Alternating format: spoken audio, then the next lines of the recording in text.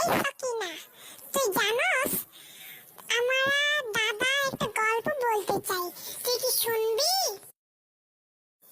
কি? আমি তো জানি না, তুই একটু বল তো ভাই, আমি শুনি।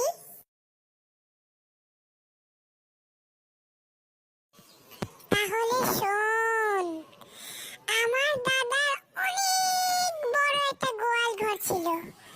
এত